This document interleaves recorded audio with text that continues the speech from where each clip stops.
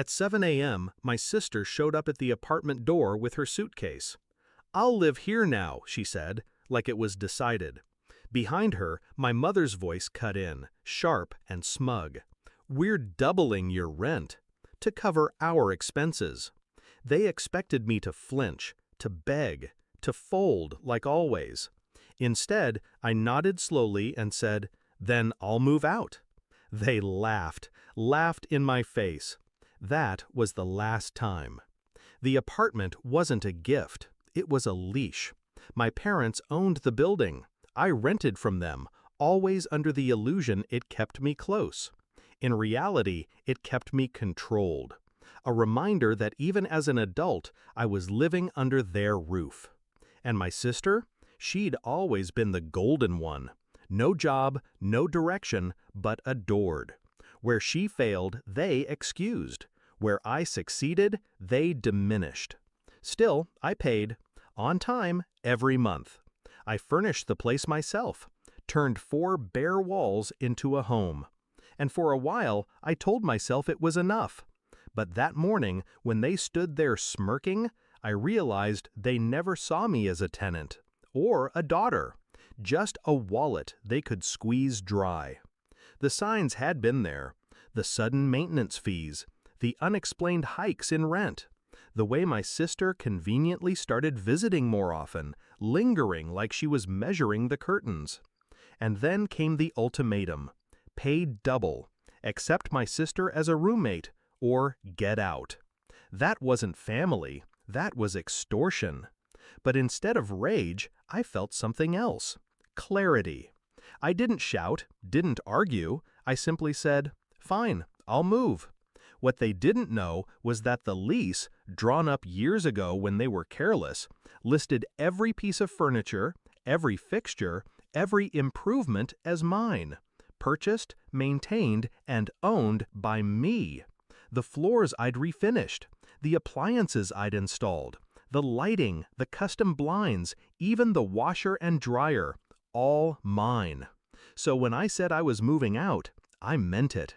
Every last piece of it. The very next day, I rented a truck, 2 movers, paid in cash. We stripped the place bare.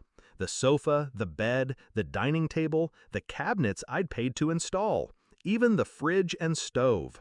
By the time we finished, the apartment looked the way it had when I first signed the lease: hollow, empty, unlivable. I left nothing behind but dust. And then the final touch. I called the utility companies, canceled the accounts in my name. Electricity, gas, internet, water, gone.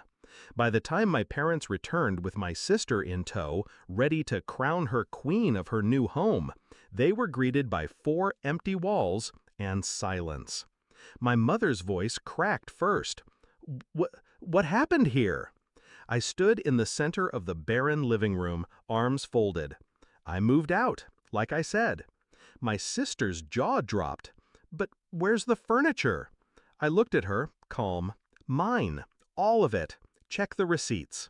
Then I handed them an envelope. Inside, termination of lease, effective immediately. A stack of invoices proving every improvement had been made from my pocket. And, for good measure, a notice from the utilities confirming service shut off. The color drained from my father's face as he scanned the documents. He knew what it meant. Months, maybe years, of repairs before they could rent it again. Money they didn't have. "Enjoy your new apartment," I said softly. "It's exactly what you deserve."